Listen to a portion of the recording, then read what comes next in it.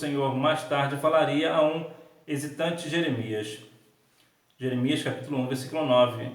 O fato de Deus, por assim dizer, coloca suas palavras na boca de seus profetas explica por que de muitos deles iniciarem seu pronunciamento com a palavra do Senhor veio a mim, ou assim diz o Senhor. Por outro lado, é raro que qualquer outra pessoa nas Escrituras, Antigo ou Novo Testamento, prefaciar e validar seus comentários com esta fórmula. Uma coisa é afirmar que as Escrituras foram inspiradas, outra coisa é entender como Deus a inspirou. Já com os profetas não restam dúvidas. Deus inspirou os profetas ao lhes ditar suas palavras, colocando sua palavra em suas bocas, de forma que as palavras do profeta eram proferidas por Deus. Tais profetas deviam seguir o exemplo de Moisés. Aqui temos um dos poucos exemplos no corpo legal de Deuteronômio, em que Moisés fala a respeito de si próprio, como sendo ele um paradigma. O Senhor teu Deus te despertará um profeta do meio de ti, de teus irmãos, como eu. Eis que eu, Deus, lhe suscitarei um profeta do meio de seus irmãos, como tu. Os profetas eram inspirados pelo Senhor, porque era o próprio Deus que falava através dos profetas. Conclusão. O tríplice ministério de Jesus garantiu-nos o direito a uma perfeita salvação. Tendo apreendido com o Senhor, sejamos seus imitadores nesta geração. O ministério de Jesus era profético, sacerdotal e da realeza, por isso era um tríplice ministério. Hora da revisão.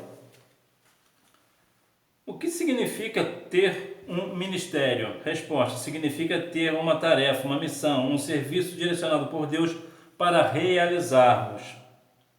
Pergunta: como o aspecto profético do ministério de Jesus torna-se evidente? Resposta: por seu discurso em favor dos frágeis, seu caráter de denúncia contra o pecado e o anúncio de fatos futuros.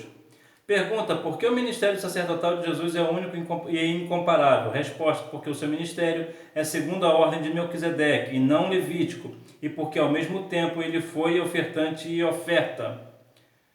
Pergunta: em que aspectos pode-se afirmar que a realeza de Cristo é superior à dos Césares? Resposta: no âmbito espiritual, pois Jesus não veio em busca de estabelecer um império terreno, mas uma comunidade de homens e mulheres livre dos poderes humanos. Pergunta: se a igreja imitar a Cristo, de que modo ela servirá à sociedade?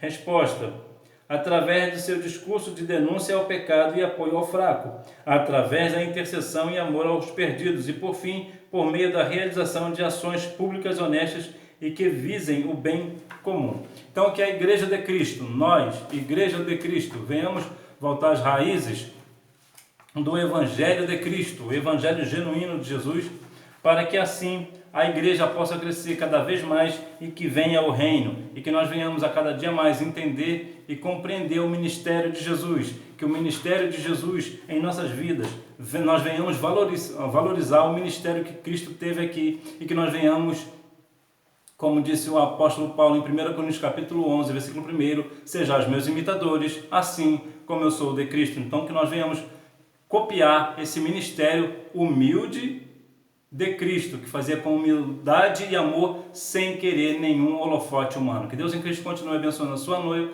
a sua vida. E até a próxima aula. Tchau!